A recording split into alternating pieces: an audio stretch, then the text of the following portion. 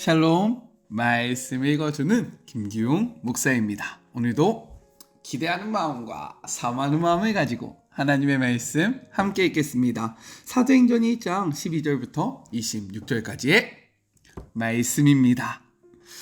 사도들이 올리브 산이라는 곳을 떠나 예루살렘으로 돌아갔다. 1km가 채 안 되는 길이었다. 그들은 모임 장소로 사용하던 다락방으로 갔다. 베드로, 요한, 야고보, 안드레, 빌립, 도마, 바돌로메, 마테, 알페오의 아들 야고보, 열심당원 시몬, 야고보의 아들 유다. 이들은 끝까지 이 길을 가기로 뜻을 모으고 온전히 하나가 되어 기도했다. 그 중에는 여자들도 있었다. 예수의 어머니 마리아와 예수의 동생들도 함께 있었다. 그때에 베드로가 일행 가운데에서 일어나 말했다. 방 안에는 120명쯤이 있었다. 친구 여러분, 오래전에 성령께서 다윗을 통해 예수를 체포한 자들의 길이잡이가 된 유다에 대해 말씀하셨습니다. 그 성경 말씀은 성취되어야 했고 이제 성취되었습니다. 유다는 우리 가운데 한 사람으로 이 사역의 한 부분을 맡았었습니다. 여러분도 알다시피 그는 뇌물로 받은 악한 돈으로 조그만한 농지를 샀는데 거기서 배가 터지고 장자가 쏟아져 나오는 비참한 최후를 맞이했습니다. 이는 예루살렘 사람이면 누구나 아는 사실입니다. 사람들은 그곳을 살인자의 밭이라고 합니다. 정확히 시편에 기록된 그대로입니다. 그의 농지가 흉흉하게 되어 아무도 거기 살지 못하게 하소서. 또한 나중에 기록된 그대로입니다. 그의 자리를 다른 사람이 대신하게 하소서. 이제 유다를 대신할 사람을 세워야 합니다. 후임자는 예수께서 요한에게 세례를 받으시던 때부터 승천하신 날까지 우리와 함께 있었고 우리와 함께 그분의 부활의 증인으로 지목된 사람들 중에서 나와야 합니다. 그들은 두 사람을 추천했다. 일명 유스도라 하는 요셉 바사바와 마띠아였다. 그들은 기도했다. 오 하나님, 하나님께서는 우리 각 사람을 속속들이 아십니다. 유다가 제 갈 길을 가려고 벌인 이 사역과 지도자의 자리를 대신할 사람으로 하나님께서 이 두 사람 중에 누구를 택하셨는지 보여주십시오. 그들은 제비를 뽑았다. 마띠아가 뽑혀서 12 사도 중에 들게 되었다. 이것은 하나님의 말씀입니다. 오늘 말씀은 내용상 두 부분으로 나눠서 생각해 볼 수 있습니다. 먼저 첫 번째 12절부터 14절 오로지 기도에 힘쓴 제자들에 대해서 이야기를 하고 있습니다. 승천하시기 전 예수님이 제자들에게 분부하신 것이 있었어요. 그것이 무엇입니까? 예루살렘을 떠나지 말고 아버지께서 너희에게 주실 것을 기다리라는 것입니다. 그것은 바로 성령님을 기다려라 라는 명령이었어요. 제자들은 이를 위해서요 감난산에서 예루살렘 시내 다락방으로 이동합니다. 누가는 다락방 모임에 참석한 명단을 소개하는데 11제자 외에 여인들과 예수님의 어머니 마리아, 예수님의 형제들이 그곳에 함께 했습니다. 그리고 그들이 그곳에서 기도하기 시작해요. 성경은 이것을 이렇게 이야기하고 있습니다. 14절의 말씀이에요. 여자들과 예수의 어머니 마리아와 예수의 아우들과 더불어 마음을 같이하여 오르지 기도에 힘쓰더라. 먼저 우리가 주목해야 할 것은 무엇이냐면 그들이 같은 마음을 품었다는 것입니다. 이것이 무엇이에요? 각자의 생각을 모두 내려놓았음을 의미하고 있다는 거예요. 자신들의 생각으로 기도한 것이 아니라 예수님의 말씀을 기억하며 한 마음과 한 뜻으로 기도했다라는 겁니다. 고린도전서 1장 10절은요 이렇게 이야기하고 있어요. 형제들아, 내가 우리 주 예수 그리스도의 이름으로 너희를 권하노니 모두가 같은 말을 하고 너희 가운데 분쟁이 없이 같은 마음과 같은 뜻으로 온전히 합하라 라고 이야기합니다. 저는 우리가요 이렇게 되기를 주님의 이름으로 축복해요. 우리의 생각과 고집을 내려놓고 예수 그리스도 안에서 예수 그리스도가 우리에게 주신 그 같은 말을 하고 같은 품을 품는 그러한 하나의 공동체가 되기를 간절히 소망합니다. 그러기 위해서 먼저 해야 할 것은요, 각자의 생각을 내려놓는 것입니다. 우리의 생각을 내려놓을 때에 우리는 주님의 말씀을 기억하며 한 마음과 한 뜻을 품을 수 있어요. 우리가 속한 공동체를 한 마음과 한 뜻으로 모인 공동체로 세워나가는 우리 모두가 되기를 간절히 소망합니다. 다음으로는 오로지 기도에 힘썼다라는 거예요.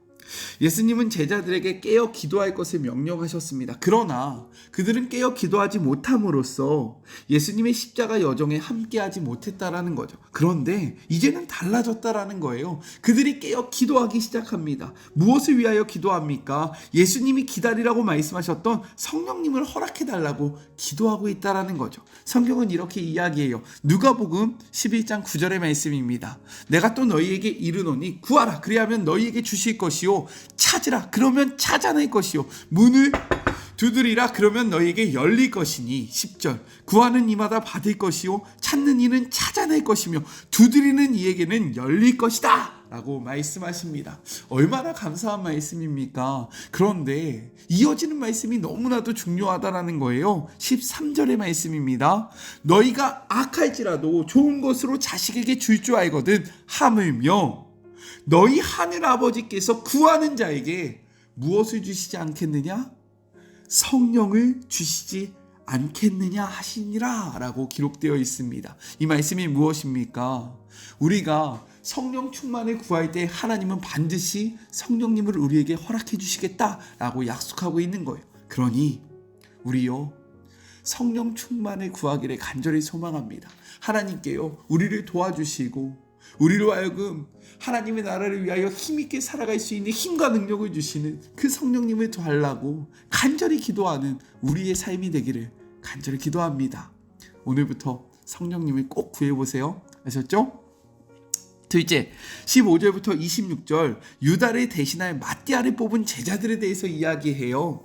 약 120명이 모인 상황 속에서 베드로가 일어서서 모임을 주도합니다. 예수님은요 6월절 만찬 때 베드로에게 이렇게 말씀하신 적이 있습니다. 누가복음 22장 32절의 말씀이에요. 그러나 내가 너를 위하여 내 믿음이 떨어지지 않기를 기도하였노니 너는 돌이킨 후에 내 형제를 굳게 하라 라고 이야기합니다. 예수님께서 명령하셨던 것처럼 베드로는요 이제 형제들이 굳게 하는 일에 앞장선다라는 거예요. 베드로가 다급히 꺼냈던 의제는 무엇이냐면 유다의 빈자리를 채우는 것입니다. 베드로는 이 모든 것을 성경의 성취로 보는데 특별히 다윗의 시편 말씀을 근거하여 이야기합니다. 시편 69편 25절과 시편 109편의 8절을 인용해서 유다의 죽음과 그의 자리를 대체할 필요성을 우리에게 선언한다라는 거예요. 먼저 시편 69편 25절입니다. 그들의 거처가 황폐하게 하시며 그들의 장막에 사는 자가 없게 하소서. 이는요 의인을 대적하는 자들에게 하나님의 보응이 어떠한지를 간절히 기도하는 그러한 내용인 겁니다. 시편 109편 8절은요 이렇게 기록되어 있어요. 그의 연수를 짧게 하시며 그의 직분을 타인이 빼앗게 하시며 이 역시 대적자를 두고 그의 생명을 짧게 하시며 직분을 타인이 취하게 해달라는 보응의 기도가 담겨 있다라는 거예요. 베드로는 다윗이 이러한 예언적인 기도가 고스란히 유다에게서 성취되었으므로 기도의 마지막 부분이 무엇입니까? 직분을 타인이 취하는 것도 곧바로 이루어져야 한다라고 이야기하고 있는 것입니다. 베드로는요 그 직분을 맡을 사람의 자격과 그리고 사명을 제시해요. 먼저는 예수님의 공생의 전체를 경험했던 제자들 내부 그룹에 속한 자여야 한다. 즉 우리와 함께 했던 자 중에서 이를 선택해야 한다라고 이야기하고 기간은 요한의 세례부터 우리 가운데 올려져 가신 날까지 즉 예수님의 공생애를 모두 다 체험한 사람 함께 했던 사람 중에서 뽑아야 한다라고 이야기하는 것입니다. 왜냐하면 사도란 예수님에 대해서 증언하는 역할을 감당해야 했기 때문에 다른 사도들과 같은 것을 바라보아야 했고 같은 것을 들어야 했다라는 거예요. 그래야만 이들이 하나 되어 한 목소리를 낼 수 있다라는 겁니다. 그래서 이러한 조건을 이야기하고 있는 거예요.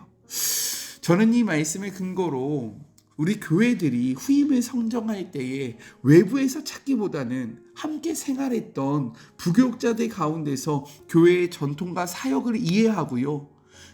특별히 사역하는 가운데 성실함과 진실함을 보여줬던 자들 중에서 후임을 뽑는 것이 옳은 것이 아닌가라는 생각을 해봅니다. 후임을 뽑을 때 교회들이 참 많은 문제들이 야기됩니다. 그렇기 때문에요. 이 말씀을 기억하면서 우리가 하나님의 나라를 힘있게 세워나가야 하지 않을까라는 그러한 생각을 잠시 해보았습니다. 네. 다시 본문으로 돌아와서요. 그곳에 모인 사람들은 그 기준에 맞는 사람을 선출해야 한다라고 이야기하는 거예요. 우리 23절의 말씀을 같이 한번 볼까요? 그들이 두 사람을 내세우니 하나는 바사바라라고도 하고 별명은 유스도라 하는 요셉이요 하나는 마띠아다라고 이야기를 합니다. 두 인물이 추천되었다라는 거예요. 그 조건에 맞는 이 두 사람이 있습니다 라고 이야기를 했다라는 겁니다. 그 후에 그들은요, 이 두 사람 중에서 누구를 거할 건지 거수하십시오 투표했던 것이 아니라 어떻게 했다라고 이야기합니까? 제비를 뽑았다라고 이야기해요. 이는 이 결정을 하나님께 맡긴다는 것을 의미합니다. 왜요? 투표는요, 각자의 그러한 시선이 투영되기 때문인 거예요. 나는 이 사람이 좋아. 나는 이 사람이 좋아. 나는 이 사람과 성향이 맞아. 나는 이 사람과 성향이 맞아. 각자의 그러한 생각으로 하나님의 사도를 뽑은 것이 아니라 기도함으로 하나님께서 선택하신 자를 뽑았다라고 이야기를 하고 있는 것입니다. 그 결과 누가 뽑히게 되냐면 마띠아가 선출되게 돼요.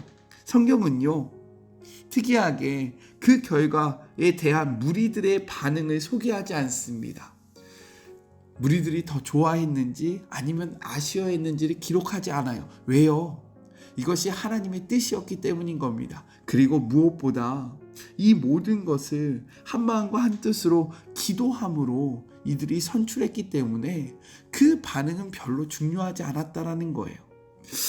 이 말씀 앞에 우리가 기억해야 할 것이 있습니다. 무엇이냐면 하나님의 나라는요, 멈추지 않는다라는 거예요. 우리가 신명기 마지막 말씀 모세의 죽음 앞에 함께 보았던 그 말씀 기억하고 계십니까? 모세가 죽기 전에 했던 것이 있어요. 무엇입니까? 여호수아에게 안수한 것입니다. 그리고 자신의 모든 사명을 이어갈 여호수아를 백성들 앞에서 세워준 거예요. 오늘 말씀도 그렇습니다. 유다의 배신 속에 마띠아를 세우고 있다라는 거예요. 이렇게 하나님은요, 절대로 멈추지 않고 하나님의 나라를, 당신의 뜻을 힘있게 세워간다라는 겁니다. 우리는 이 말씀을 꼭 기억해야 해요. 하나님의 나라는요, 어떠한 상황 속에서도 멈추지 않는다라는 거죠. 그리고 또 잊지 말아야 할 것이 있습니다. 요한계시록 2장 5절의 말씀을 같이 한번 볼까요? 그러므로 어디서 떨어졌는지를 생각하고 회개하여 처음 행위를 가지라. 만일 그러하지 아니하고 회개하지 아니하면 내가 내게 가서 내 촛대를 그 자리에서 옮기리라 라고 말씀하십니다. 우리를 향한 하나님의 촛대가 옮겨지지 않기 위해서 우리는 맡겨진 사역에 최선을 다해야 한다라는 거예요. 또한 내가 아니면 안 된다라는 교만을 이 말씀 앞에 내려놓기를 간절히 소망합니다. 우리 같이 기도할까요? 하나님 감사합니다. 기도하지 아니함으로 실패했던 제자들이 이제는 예수님의 말씀을 기억하며 같은 마음과 같은 뜻을 품고 온전히 기도하기에 힘썼습니다. 그 결과 나중에 살펴보겠지만 그들은 성령의 충만함을 받게 된다라는 것을 우리는 성경의 기록을 통하여 확인할 수 있습니다. 하나님, 우리도 기도할 때에 우리의 생각을 내려놓게 하여 주시옵소서. 같은 마음을 품기를 원합니다. 같은 곳을 바라보기를 원합니다.